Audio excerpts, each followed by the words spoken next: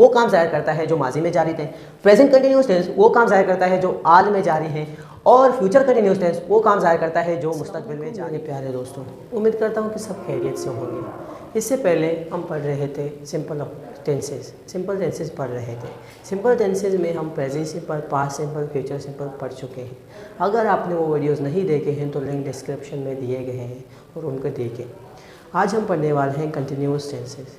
Continuous tenses past, present, future तीनों continuous tenses हम पढ़ने जा रहे हैं और इनके पॉजिटिव स्ट्रक्चर और इनके जुमले बनाने जा रहे हैं और इनके डेफिनेशन देखेंगे किस तरह होगा कंटिन्यूस टेंसेस।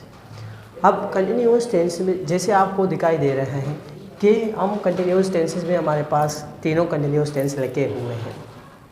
सबसे पहले आपके पास है पास्ट कंटिन्यूस टेंस। अब इसकी डेफिनेशन और सबकी डेफिनेशन को पहले हम देखेंगे क्या चेंजेस है। पास्ट कंटिन्यूस टेंस कहता है कि इट शोज़ एन एक्शन। यहाँ पर भी आपके पास प्रेजेंट कंटिन्यूस टेंस भी क्या, it shows an action, it shows an action. तीनों आपके पास किसी काम को ज़ाहिर करते हैं। अब इसके बाद आप विच जो वहाँ पर ये कोई मतलब ये कोई काम ज़ाहिर, ये एक काम ज़ाहिर करता है जो वाज इन प्रोग्रेस। मतलब अब पास्ट कंटिन्यूस टेंस की अगर हम डेफिनेशन देखें, पास्ट कंटिन्यूस टेंस कह रहा है इट शोज़ एन एक्शन, मतलब ये एक काम ज़ाहिर करता है विच वाज इन प्रोग्रेस, जो कि प्रोग्रेस में था, जो जारी था। यानी जारी एक लफ्ज़ इस्तेमाल हो रहा है था, जारी था, तो इससे ये आपके पास पास्ट है, यानी एक माजी में जारी था। ये एक काम जो माजी में जारी था। अगर एक काम माजी में जारी होगा उसे हम पास्ट कंटिन्यूस टेंस के नाम से जानते हैं और उससे हम जुमले बनाएंगे पास्ट कंटिन्यूस के स्ट्रक्चर से, इस फार्मूले से जुमले बनाएंगे। अब अगर आप किसी को कहेंगे मेरा दोस्त खाना खा रहा था, या मैं खाना खा रहा था, या मैं मोबाइल देख रहा था, मैं मोबाइल इस्तेमाल कर रहा था, ऐसे अगर आप जुमले बनाएंगे तो ये जुमले अगर आप बनाएंगे तो किस तरह बनाएंगे। सब्जेक्ट आपके पास होगा। अगर आप अपने आप के लिए बना रहे हैं या अपने दोस्त के बारे, अली के बारे में बना रहे हैं, तो आप डायरेक्ट ही अपने दोस्त के नाम लिखेंगे, या तो एक सब्जेक्ट लिखेंगे या प्रोनाउन लिखेंगे या कोई नाउन लिखेंगे। अब देखें आपके पास सब्जेक्ट में नाउन या प्रोनाउन आता है तो जाहिर सी बात है हम डायरेक्ट लिखेंगे कोई नाउन या कोई प्रोनाउन लिखते हैं। अब आपके पास ई आ सकता है, शी भी आ सकता है, इट भी आ सकता है, दे भी आ सकता है, कोई नाम भी सिंगल आ सकता है, अली। ओके, अली नाम थोड़ा आसान है जल्दी स्पेलिंग के लिए यहाँ से। हाँ ओके, आपके पास ये नाम है। अब ये सब्जेक्ट है। जैसे मैंने आप लोगों को बताया था कि सब्जेक्ट की जगह आपके पास नाउन या प्रोनाउन होंगे, तो अब इसके बाद आपके पास जैसे ही आपके पास वज़ है तो आप डायरेक्ट लिखेंगे वज़। ई है ना, जहाँ पर ई शी एट आ रहे हैं यहाँ पर वज़ इस्तेमाल होगा, वज़। अब दे है तो जाहिर सी बात है दे बहुत है तो इसके लिए आर होगा। हम फिर इसको बाद में डीपली समझेंगे। अब ऑब्जेक्ट इसी के मुताबिक बनेगा, लेकिन इससे पहले ऑब्जेक्ट बने हम ई was.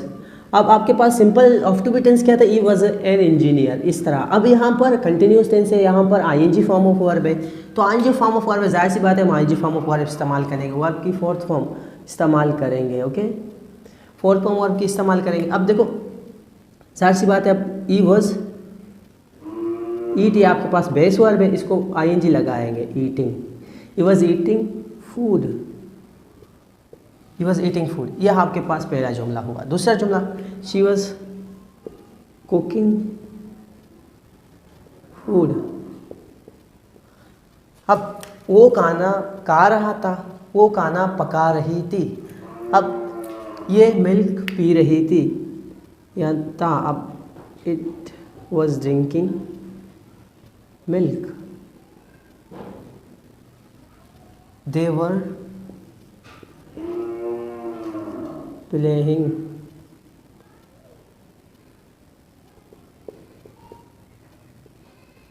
Playing football.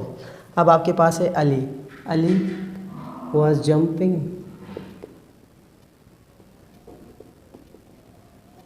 Ali was jumping Ali was jumping, ये इसका ऑब्जेक्ट की ज़रूरत नहीं है क्योंकि ये ट्रांजिटिव वर्ब है।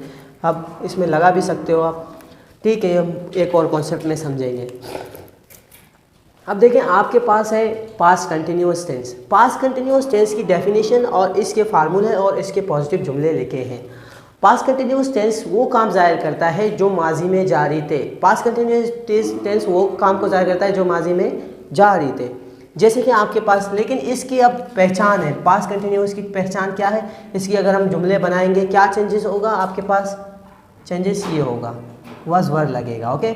अब इसमें और कोई भी चेंज नहीं है, किसी में भी कोई भी चेंज नहीं, बस हेल्पिंग वर्ब के सिवा और कोई चेंजेस नहीं है। अब यहाँ पर आपके पास इसी जुमले को अगर हम उतारेंगे तो है, अब ई है यहाँ पर, तो जाहिर इधर ही हम ई लिखेंगे ताकि हमें समझ आ जाए। ई, शी, इट था ना, ओके।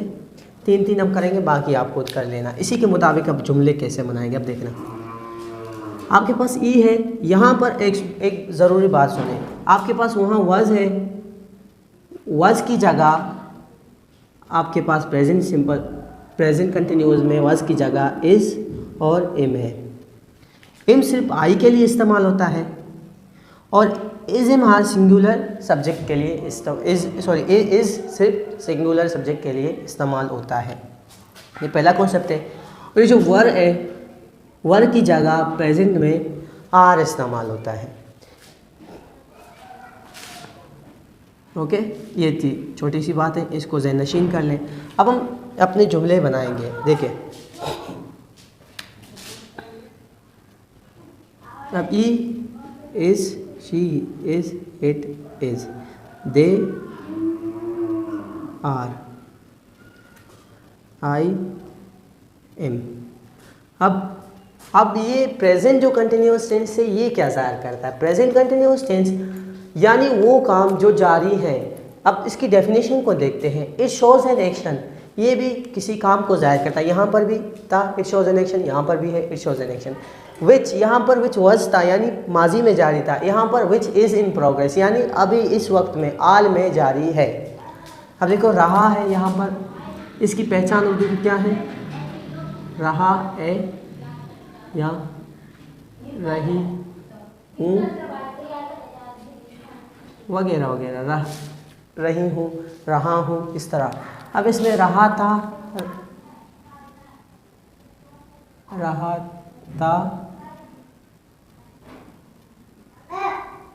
रही थी वगैरह, ओके, इस तरह। अब आपके पास इसकी अब इसी चीज़ों को बाद में आप यही चीज़ों को लिखें। चेंजेस हमारे पास सिर्फ इज़िम आर का था, तो इज़िम आर हम लिखेंगे, बाकी बिल्कुल उसी तरह होगा। इज़ आर एम, ये मैंने कर लिया। बाकी बस ड्रिंकिंग वगैरह आप बिल्कुल यही चीज़ें ऑब्जेक्ट में वही आएंगे, आ सकते हैं। अब इधर देखें, आपके पास अब फ्यूचर कंटिन्यूअस टेंस है। जैसे कि कंटिन्यूअस टेंस एक काम जारी था या जारी है या जारी होगा। अब आपके पास एक काम अगर जारी था यानी माजी था, अब इस लफ्ज़ को आप उर्दू से अब आपको समझ आ रहा होगा, एक काम जारी था यानी माजी में एक काम जारी था, तो उसे हम ज़ाहिर करते हैं पास्ट कंटिन्यूअस टेंस के ज़रिए। अगर एक काम जारी है मौजूदा ज़माने में, हाल में, तो उसे हम जारी करते हैं प्रेजेंट कंटिन्यूअस के ज़रिए। और अगर एक काम जारी होगा या होगा लफ्ज़ इस्तेमाल हो रहा है तो उसे हम फ्यूचर कंटिन्यूअस टेंस के ज़रिए ज़ाहिर करते हैं। अब देखें फार्मूले में कोई चेंजेस नहीं है सिवाय हेल्पिंग वर्ब के। यहाँ पर फार्मूले में इज़िम हार है, ये प्रेजेंट कंटिन्यूअस टेंस के या प्रेजेंट के हेल्पिंग वर्ब है इज़िम हार, ये आप हर वक्त नोट करें। आपके पास फ्यूचर टेंस के विल है और इसको विल भी आएगा तो आईएनजी फॉर्म होगा, हेल्पिंग वर्ब है, तो माजी के हैं वाज वर, ओके, ये पास्ट के हैं। अब इसी तरह अब इन्हीं चीज़ों को इधर उतारेंगे हम। अब ई वॉज ईटिंग फूड, इधर भी होगा ईटिंग फूड। ऑब्जेक्ट में एक ही चीज़ें आ सकते हैं, बस आपके पास जो सबसे बड़ा चेंज है वो आपके पास हेल्पिंग वर्ब का चेंज है, बस चेंज यही है, बाकी सब बिल्कुल ही एग्जैक्टली सेम ही होंगे, ओके। अब आप इसको लिखेंगे, यहाँ पर भी इसी चीज़ को लिखेंगे ई, यहाँ पर सब्जेक्ट के पाम में बिल्कुल यही चीज़ें आएंगे, बिल्कुल ही यही चीज़ें। अब देखेंगे चेंज, यहाँ पर बिल्कुल ही एक चीज़ बहुत ही ज़बरदस्त है कि यहाँ पर ना ही दो चीज़ नहीं है, बस विल भी है आपके पास। शैल भी था, शैल भी पुराने ज़माने में इस्तेमाल होता था, आज भी आप इस्तेमाल कर सकते हैं। लेकिन आप देखें आपके पास विल भी डायरेक्टली है, शैल भी विल भी आप दोनों सारी चीज़ों में इस्तेमाल कर सकते हैं, ही के साथ इट के साथ। अब इसमें कोई टेंशन नहीं है, यहाँ पर सिंगुलर प्लूरल थर्ड पर्सन वगैरह इसकी कोई भी आपके पास टेंशन नहीं है। सिर्फ आप डायरेक्ट विल भी लगा दें, वर्ब की फोर्थ फॉर्म लगा दें, डायरेक्ट ऑब्जेक्ट लगा दें, हो जाएगा। अब देखें किस तरह होता है। यहाँ पर आपके पास 3 हेल्पिंग वर्ब थे, थोड़ा सा मुश्किल हो रहा था शायद ही। अब देखिए यहाँ पर क्या है, डायरेक्टली विल भी है, आप डायरेक्टली विल भी लिखेंगे, सब में विल भी लिखेंगे। वर्ब की फोर्थ फॉर्म में, डायरेक्टली वर्ब की फोर्थ फॉर्म यानी आईएनजी फॉर्म में आप ईटिंग, वही ईटिंग फूड को लिख देंगे, आपके पास ये हो गया फिनिश। इसी तरह सबको आप इसी तरह लिखेंगे तो ये हो जाएगा पॉजिटिव। बिल्कुल ही इसी तरह होगा। जहाँ पर अब चेंजेस बिल्कुल ही सबसे बड़ा जो चेंज है, थोड़ा सा हम ओवरव्यू करेंगे हम इस यहाँ पर हमने क्या पढ़ा है, फिर से हम शुरू से दोहराते हैं। आपके पास पास्ट कंटिन्यूअस टेंस है, प्रेजेंट कंटिन्यूअस टेंस है, फ्यूचर कंटिन्यूअस टेंस है। इसकी पहचान रहा, होगा, रही, होगी वगैरह वगैरह। ओके, ये बस थोड़ा सा टेंस चेंज है, बाकी कुछ भी चेंजेस नहीं है ये आपके पास। अब इसको हम थोड़ा सा दोहराएंगे। Past continuous, present continuous, future continuous. Past continuous tense वो काम ज़ाहिर करता है जो माजी में जारी थे। पास्ट कंटिन्यूअस टेंस, दोबारा दोहराता हूँ, पास्ट कंटिन्यूअस टेंस वो काम ज़ाहिर करता है जो माजी में जारी थे। प्रेजेंट कंटिन्यूअस टेंस वो काम ज़ाहिर करता है जो हाल में जारी है। और फ्यूचर कंटिन्यूअस टेंस वो काम ज़ाहिर करता है जो मुस्तकबिल में जारी होंगे। अब ये चीज़ें हैं, डेफिनेशन तो समझ आया। फार्मूले में देखते हैं फार्मूले किस तरह हैं। अब यहाँ पर भी सब्जेक्ट है, यहाँ पर भी सब्जेक्ट है, वहाँ पर भी सब्जेक्ट है पॉजिटिव जुमलों में। बस दूसरा चेंजेस हमारे पास, सिर्फ पहला चेंज है हमारे पास होगा, वो चेंज ये है कि वज़ वर, माजी का अगर टेंस है, जो काम माजी में जारी था उसमें वज़ वर इस्तेमाल करेंगे, और प्रेजेंट में जारी है एज ए मान इस्तेमाल करेंगे। हेल्पिंग वर्ब की जगह विल भी ज़ाहिर करेंगे फ्यूचर फ्यूचर कंटिन्यूअस टेंस का। उसके बाद बिल्कुल ही सेम है, आपके पास यहाँ पर भी वर्ब की फोर्थ फॉर्म है यानी आईएनजी फॉर्म है, यहाँ पर भी आईएनजी फॉर्म है, वहाँ पर भी आईएनजी फॉर्म होगा। यहाँ पर भी आपके पास ऑब्जेक्ट है, वहाँ पर भी ऑब्जेक्ट होगा, वहाँ पर भी ऑब्जेक्ट होगा। बाकी सारी चीज़ें एक ही है, बस एक ही चेंज है। एक ही चेंज वो है कि आपके पास हेल्पिंग वर्ब चेंज होंगे। ये चीज़ तो आपको बिल्कुल हर वक्त ही ज़हनशीन करना होगा। टेंसेस में चेंजेस सिर्फ आपके पास हेल्पिंग वर्ब का आता है। अगर वो कंटिन्यूस की बात होगा तो आपके पास भी हेल्पिंग वर्ब चेंज होंगे।